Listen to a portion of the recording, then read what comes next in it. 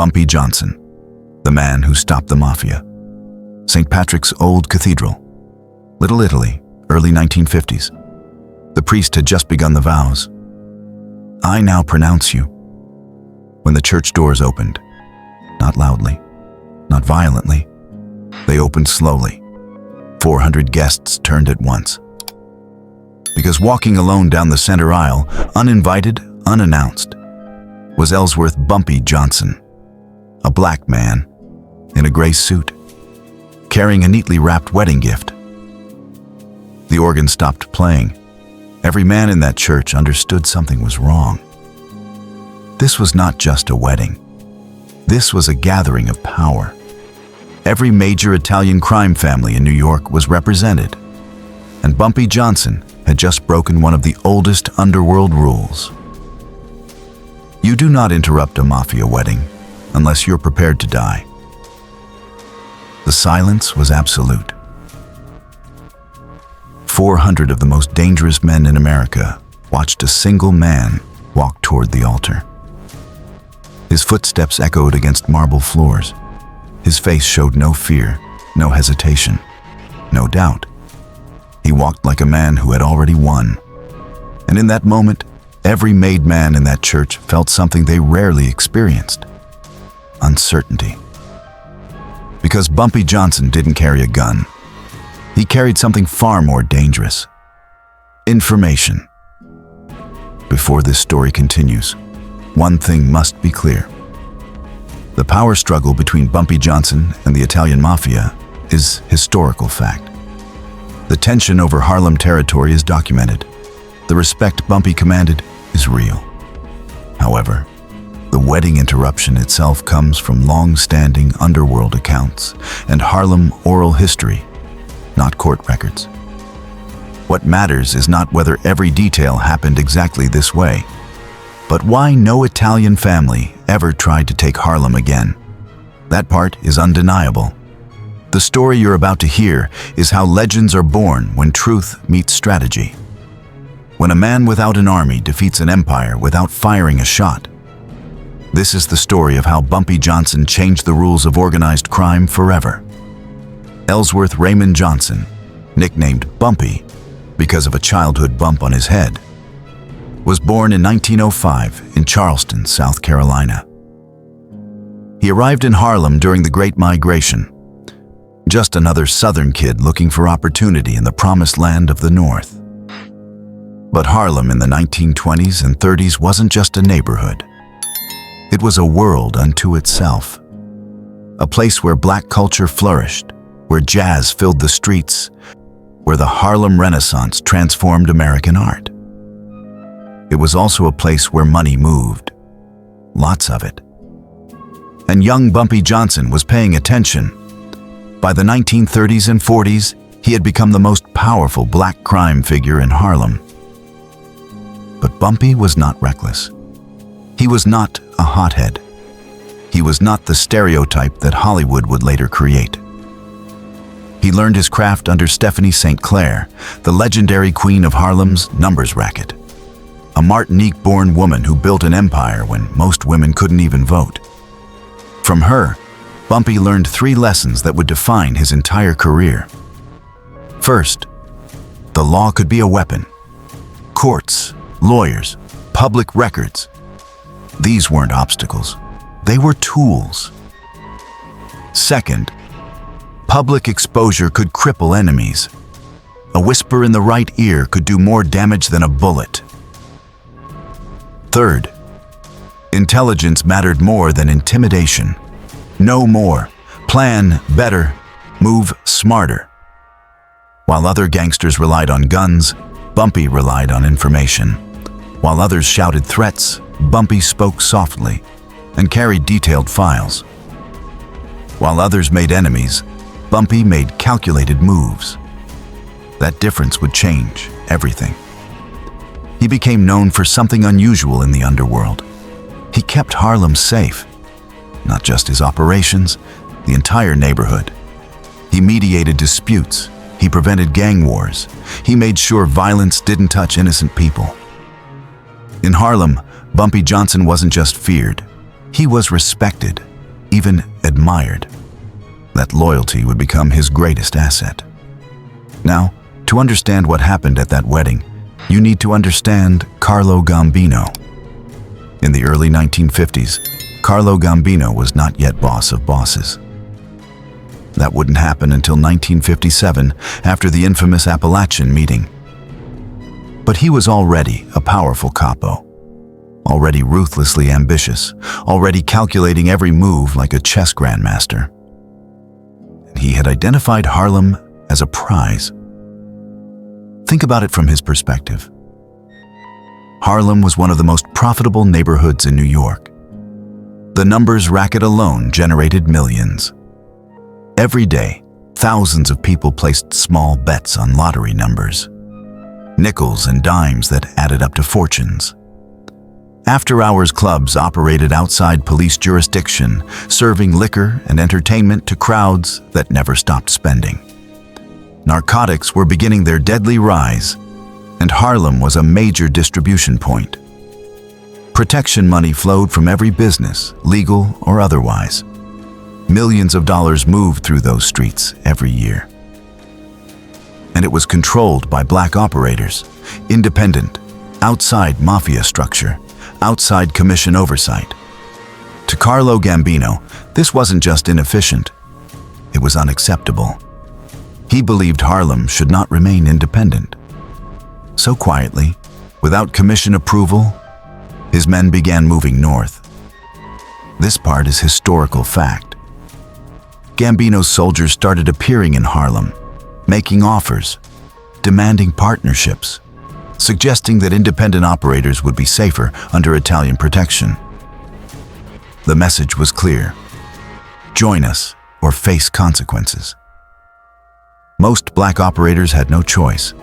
The mafia was too powerful, too connected, too willing to use violence. But Bumpy Johnson was not most operators. Bumpy Johnson understood reality better than anyone. If Harlem went to war with the mafia, the outcome was certain. Harlem would bleed. Streets would run red, families would mourn, innocent people would die. The violence wouldn't stay contained to criminals. Bullets don't check IDs. The Italians would eventually win. They had more men, more money, more political connections, more firepower, and violence would destroy everything Bumpy was protecting. The community, the culture, the safety he'd spent decades building. So instead of retaliating, Bumpy did something unexpected. He watched, he listened, he documented. Every meeting Gambino's men held in Harlem, every business they visited, every dollar they collected, every threat they made. Bumpy had eyes everywhere. Bartenders, waiters, street vendors. People who moved through the neighborhood invisible to outsiders, but loyal to the man who protected them. Information flowed to Bumpy like water flowing downhill. Naturally. Constantly. Precisely. Because he understood something most gangsters never did. The mafia feared exposure more than bullets. The Italian families operated in shadow. Their power depended on secrecy, on maintaining the illusion that they followed the rules, that they respected boundaries, that they honored commission decisions. A bullet could kill a man, but exposure could destroy an empire. According to multiple underworld accounts, Bumpy uncovered something dangerous. Carlo Gambino had allegedly committed the one crime the mafia could never forgive. He had lied to the commission. The commission, the ruling body of organized crime in America, maintained order through strict rules. Territory was sacred. Profits were shared. Expansion required approval, and Gambino had allegedly denied operating in Harlem during commission discussions. When asked directly, he claimed his family had no interests north of Manhattan's traditional Italian neighborhoods. Privately expanded there anyway. His soldiers collected protection. His operations absorbed independent rackets. His profit increased while his commission payments did not. Kept profits that should have been shared. Under commission rules, major operations required tribute. Gambino allegedly kept Harlem earnings off the books entirely. If true, this wasn't just greed. It was commission betrayal. And betrayal, under mafia rules, was punishable by death. Bumpy had documentation, records of payments, dates of meetings, names of soldiers, businesses that had been absorbed, money that had been collected. He had enough evidence to destroy Carlo Gambino's reputation completely. But Bumpy didn't take this information to the commission quietly, because quiet accusations could be denied. Files could be dismissed as forgeries. Witnesses could be intimidated or eliminated. He needed something else. He needed undeniable proof, presented in a way that made denial impossible. He needed witnesses who couldn't be silenced. According to Harlem legend, that witness-filled moment came at a wedding. Not just any wedding. The marriage of Carlo Gambino's nephew, a major social event in the Italian underworld, a sacred space where violence was forbidden by tradition and respect. A room full of men who could not be bribed, threatened, or silenced, because they were themselves the most powerful crime figures in America. This was Bumpy's moment. As he walked down that aisle, every head turned. Whispers spread like fire. Is that Bumpy Johnson? What the hell is he doing here? Someone's gonna kill him. Carlo Gambino stood up slowly.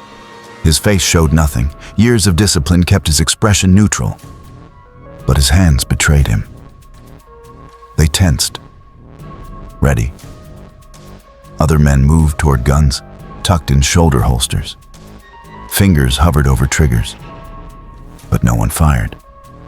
Because killing a man in a church, during a wedding, would violate every rule of respect. It would dishonor the ceremony, insult the families, start a war that no one could control. So they watched. Bumpy stopped 3 feet from Gambino, extended the gift with both hands, showing proper respect, and spoke calmly, clearly, so every man in that church could hear. You should open it. The weight of those 4 words was immense. Gambino could refuse. But refusing a wedding gift in front of 400 witnesses would be an insult. Disrespectful, weak. Gambino could accept and open it privately. But then everyone would wonder what he was hiding.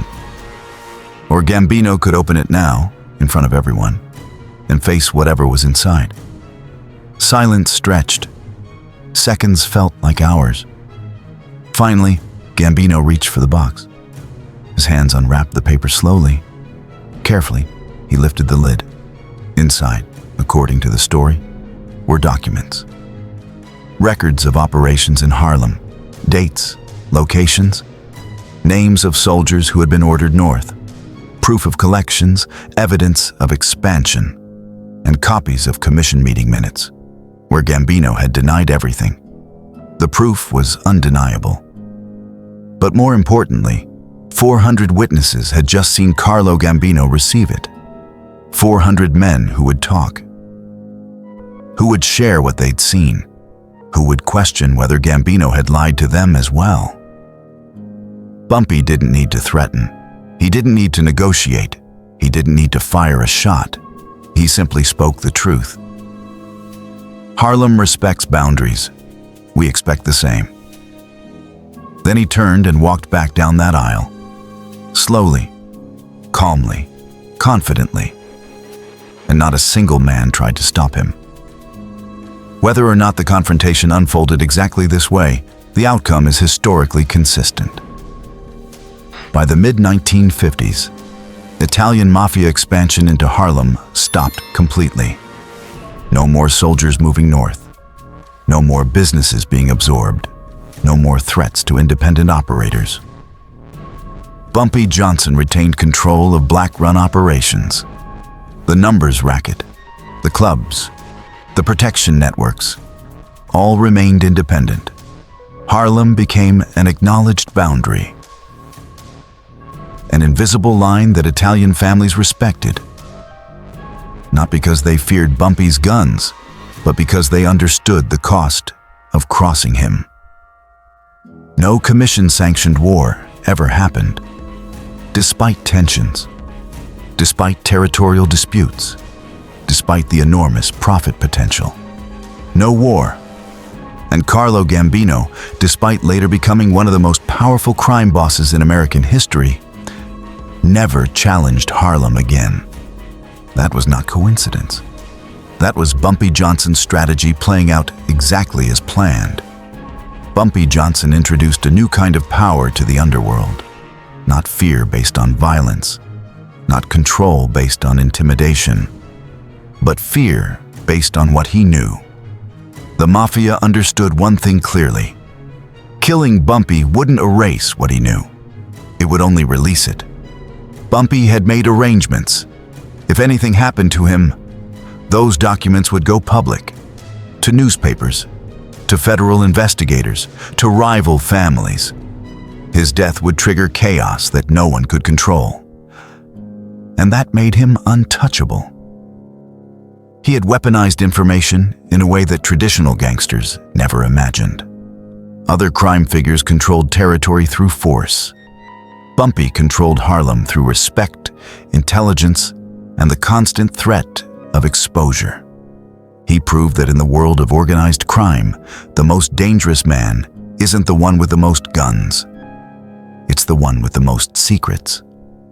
Bumpy Johnson died on July 7, 1968, from a heart attack at Wells Restaurant in Harlem. He was 62 years old.